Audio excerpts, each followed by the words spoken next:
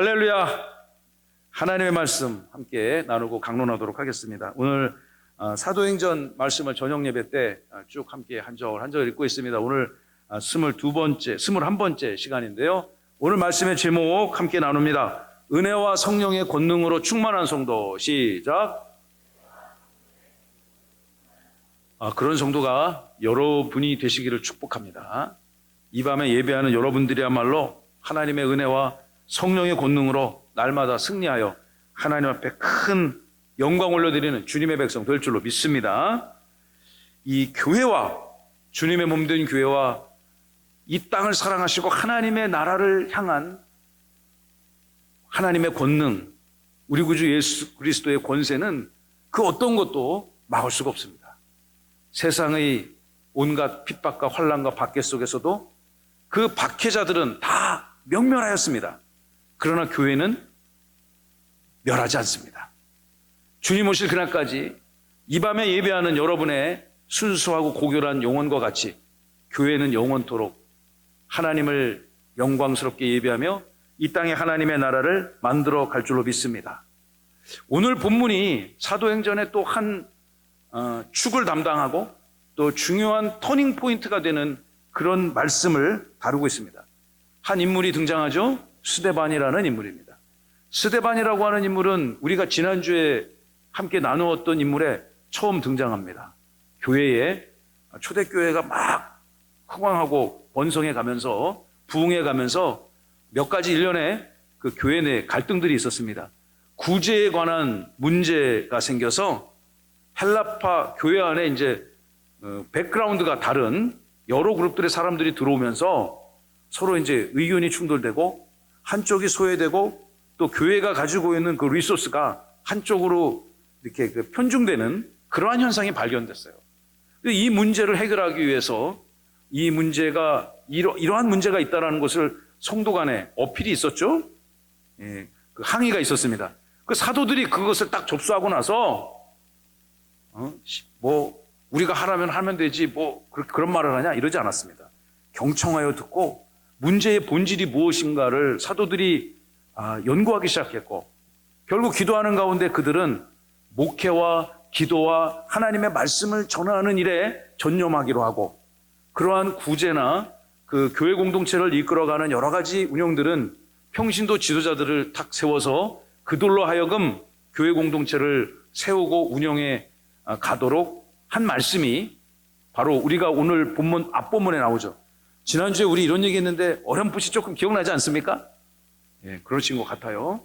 그곳에 성령과 지혜가 충만한 사람, 성령과 지혜가 충만한 사람 7명의 집사를 세웠는데 그 중에 한 분이 바로 이제 오늘부터 새로운 사도행전의 한 또 패러다임을 이끌어가는 그 스데반이라고 하는 그 귀한 분입니다.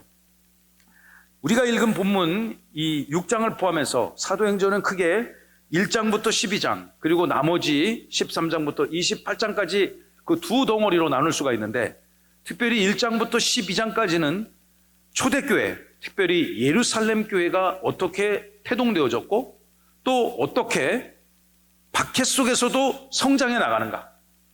그리고 그 예루살렘 교회로부터 6장 8절로부터 오늘 읽을 본문 6장 8절부터 9장 31절까지는 예루살렘 교회가 안과 박해 그 내우 외환과 같은 환난과 박해 부족함 속에서도 복음의 지경이 점차적으로 확대되어져 가는 장면들을 기록하고 있습니다.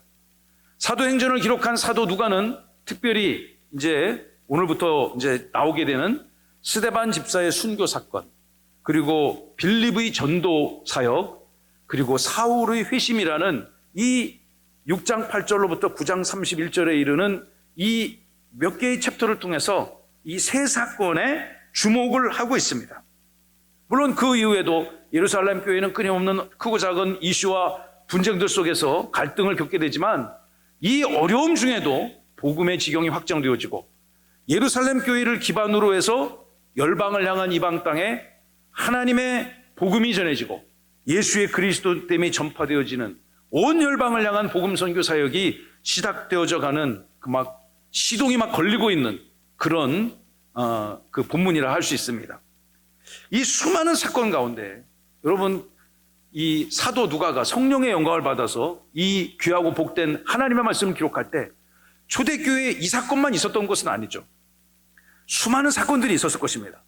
그런데 사도 누가는 성령의 감동과 영감을 받아서 스데반 집사가 누구이고 스데반이 어떻게 순교를 당했는가, 그리고 사도 바울이 어떻게 역사의 전면에 등장하게 되었는가에 깊은 관심과 성찰이 있었던 것 같습니다.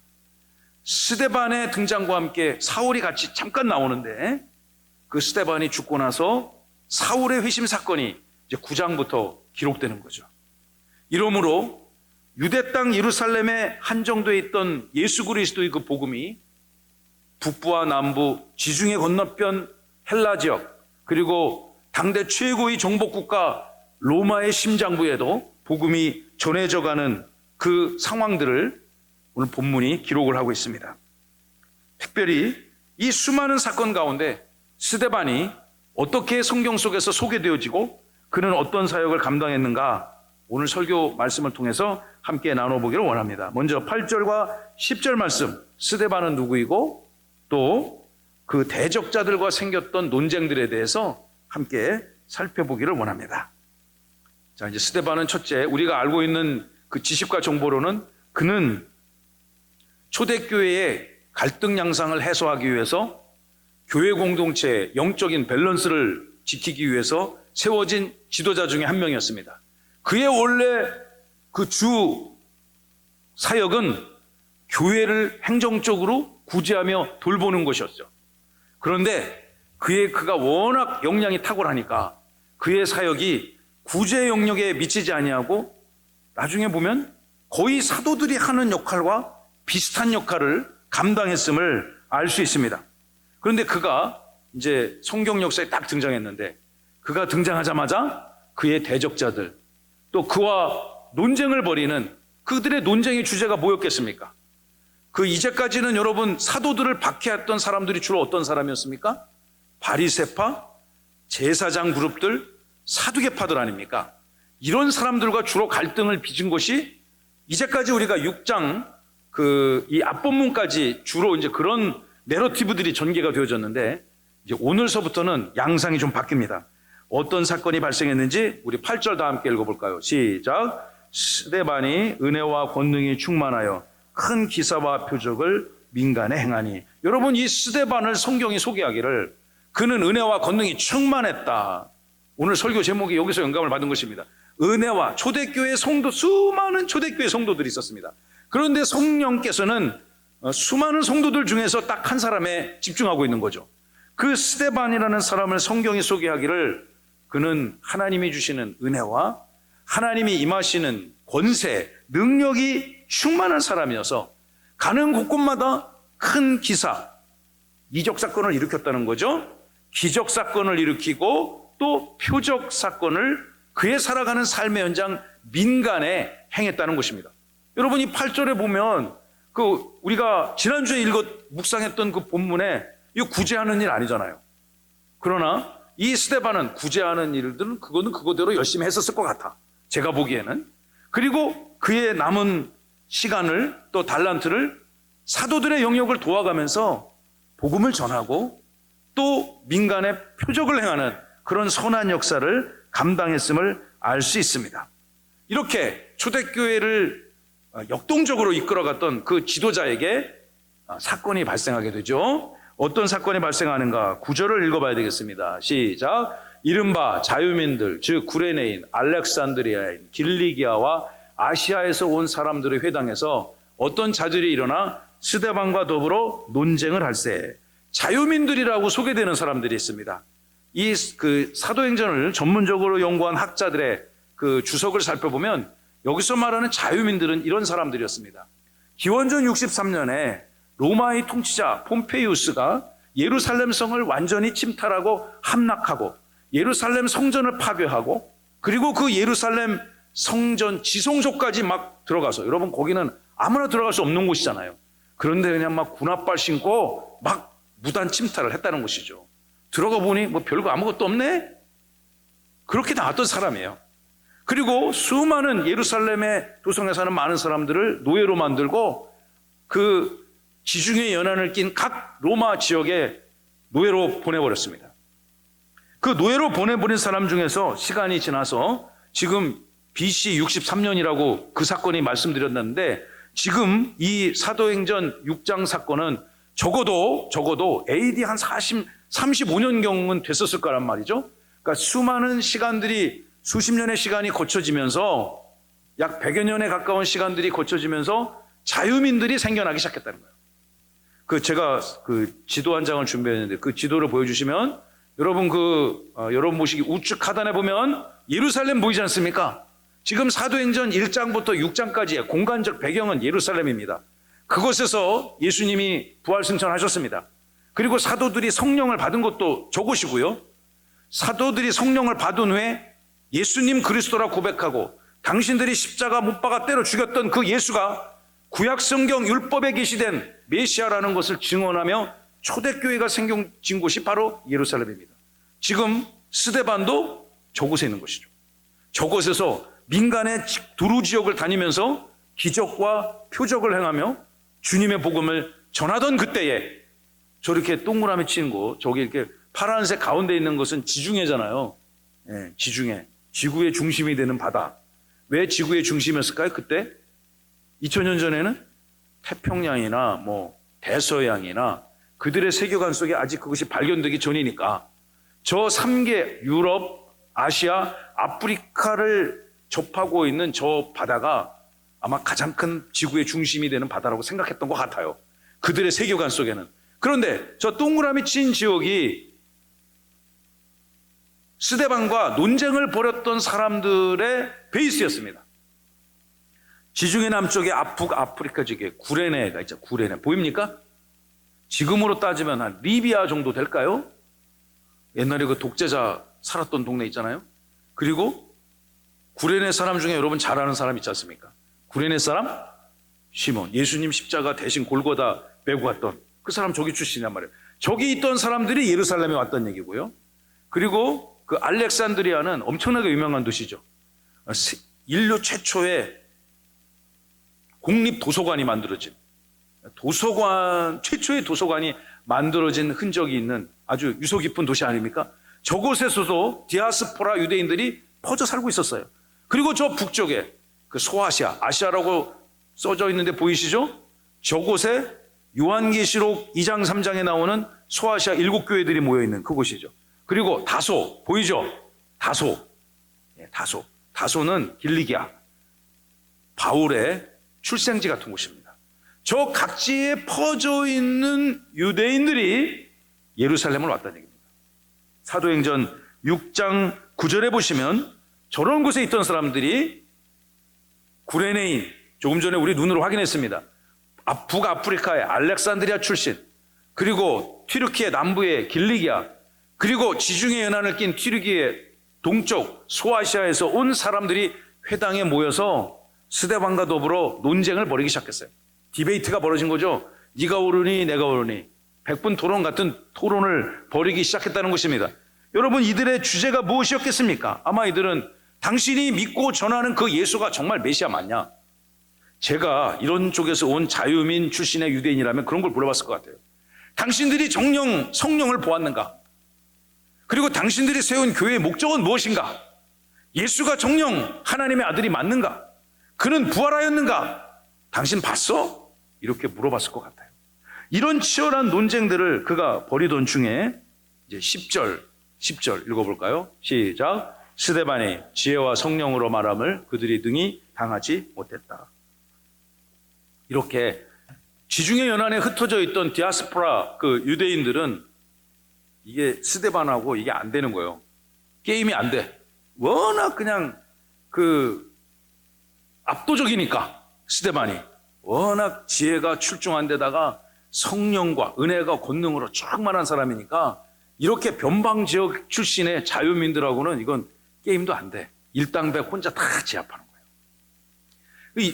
지금 이 본문 읽어보니까 패턴이 좀 바뀐 것 같지 않습니까?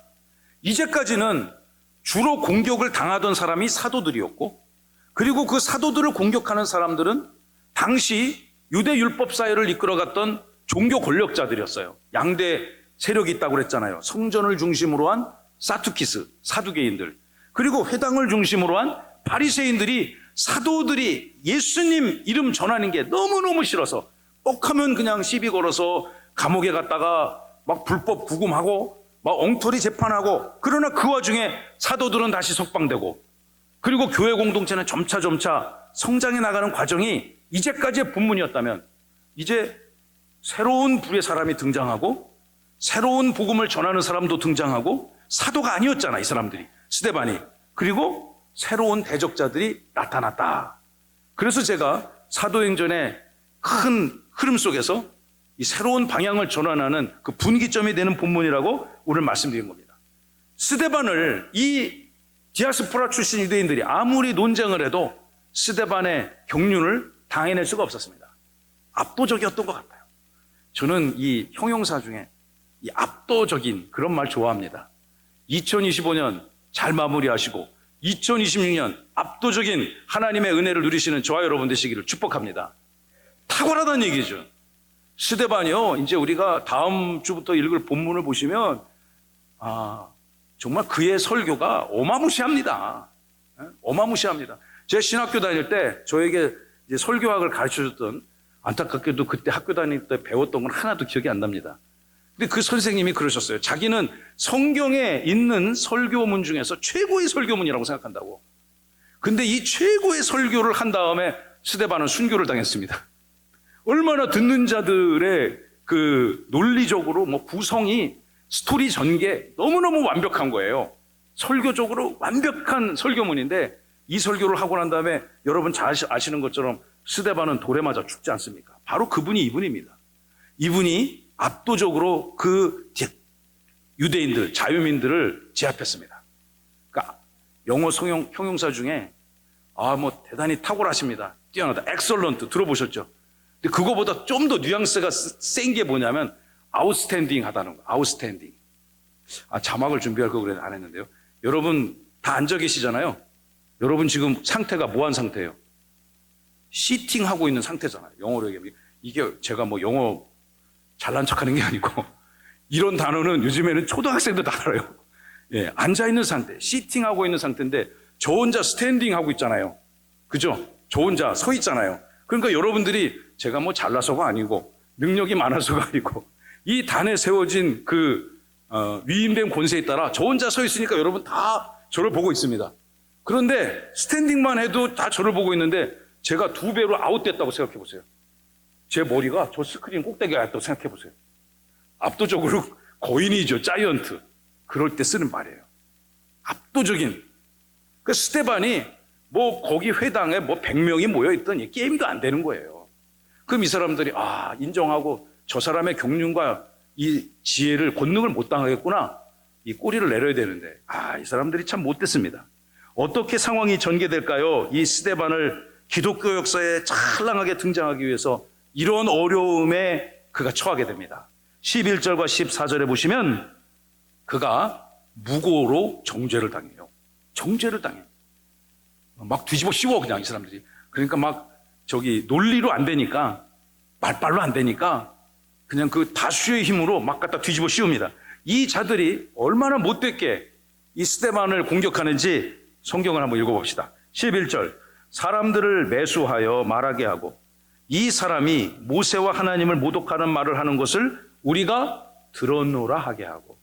이 사람들이 어떤 수작을 부리느냐. 12절까지 마저 읽어볼까요?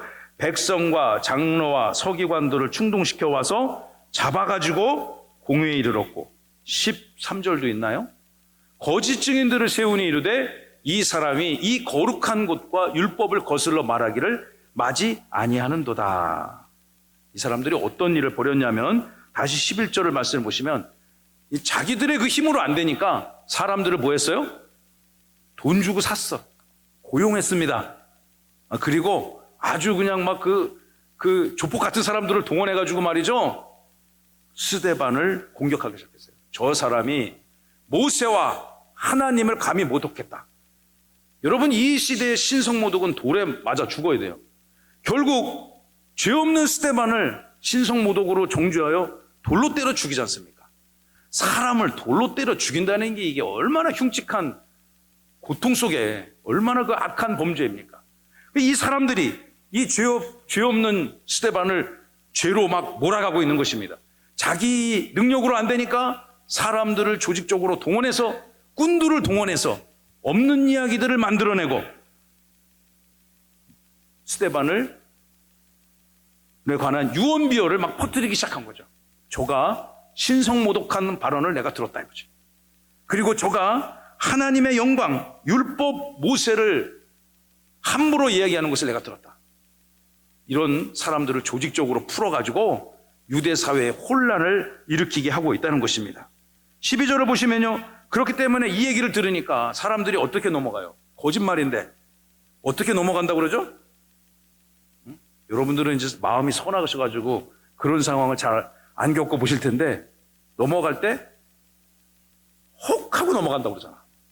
혹하고 미혹된다는 거예요. 사람의 이 혹자라는 한자를 보면 말이죠, 막 입도 있고 막 칼도 있고 막 그래. 그 한자를 보면 말이죠. 그런데 거기에 마음이 밑에 깔려 있어. 사람의 이 독한 말, 이 칼과 같은 말로 거짓인데, 이 스데반은 그런 말 한 적 없는데 그런 말 했다고 막 뒤집어 씌우는 거예요. 정죄하는 거죠. 그러니 이 유언비어를 듣고 사람들이 어떻게 넘어간다고요? 혹하고 넘어가. 다 매수를 당해요.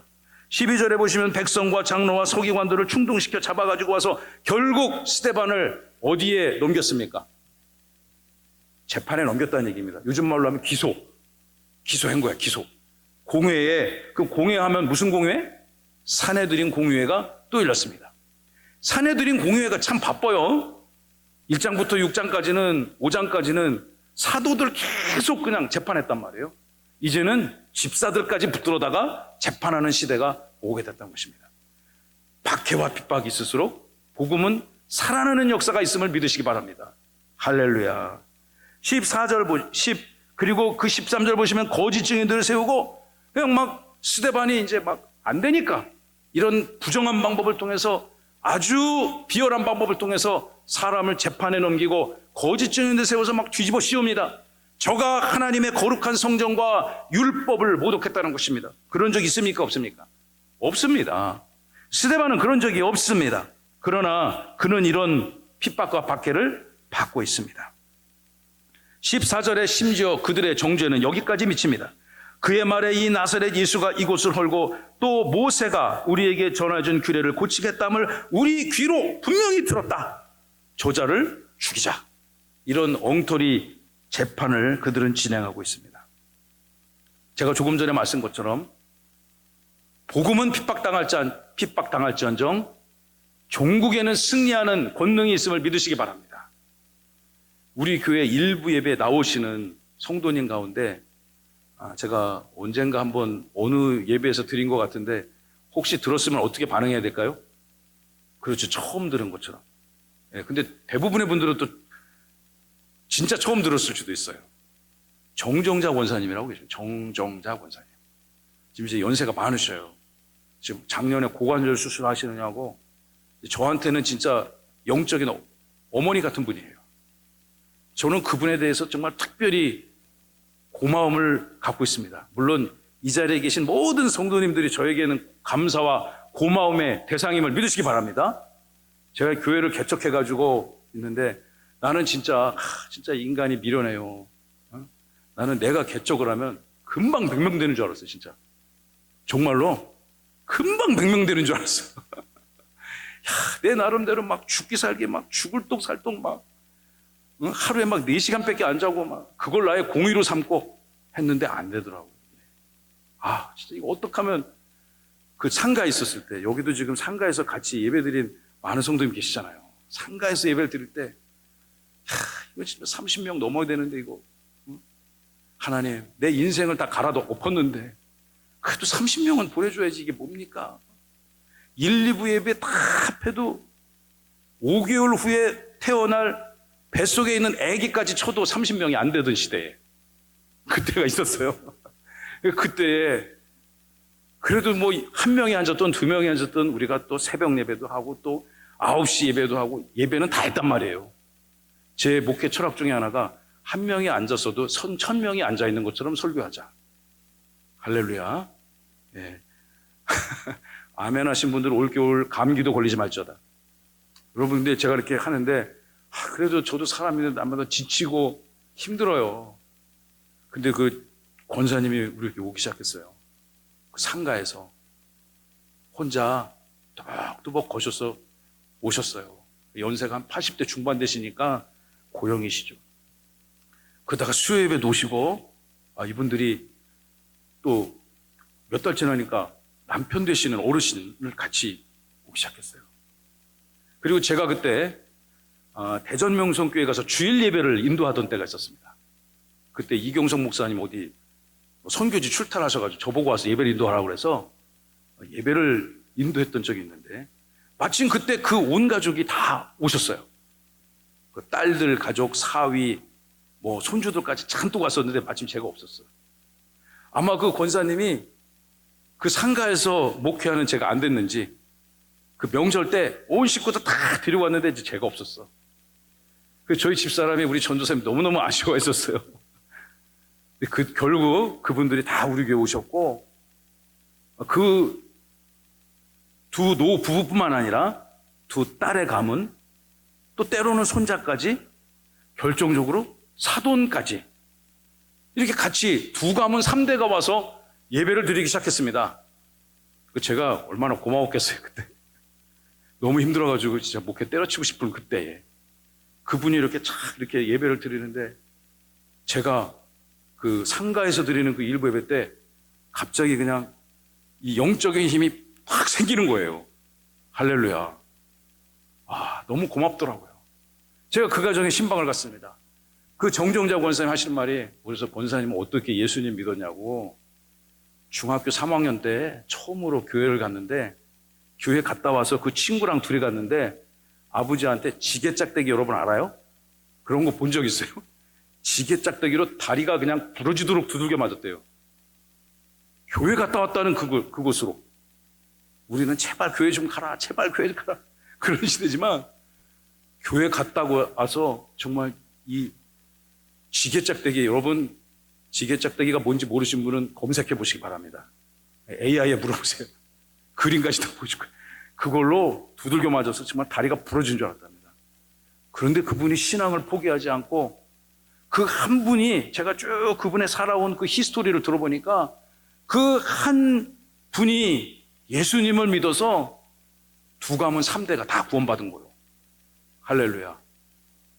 지게짝대로 때리신 분은 이미 돌아가셨고 예수님을 믿고 돌아가셨는지는 잘 모르겠습니다만 남아있는 것은 그 가문에 복음이 남고 우리 교회 한 귀한 가문의 한 가문으로 기록되어질 것입니다. 복음은 이런 것입니다. 오늘 본문 마지막 절을 한번 보세요.